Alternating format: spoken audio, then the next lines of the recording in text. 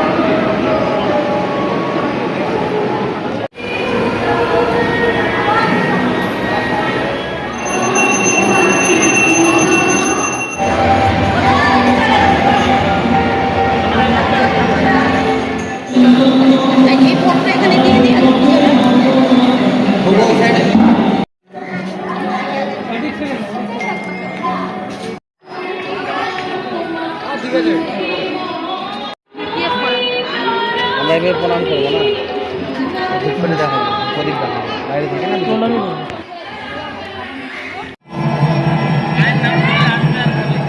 এই বলা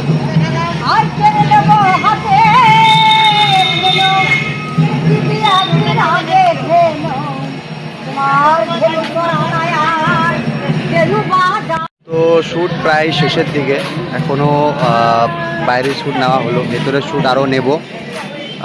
পুজো হচ্ছে, সেই পুজোর শ্যুটটাও নিতে হবে। তো জানি না কখন কাজ শেষ হবে। প্রচুর গরম, প্রচুর ঘেমে যাচ্ছি, তার মধ্যে পাঞ্জাবি পরে এসেছি আজকে ভাইয়ের সাথে।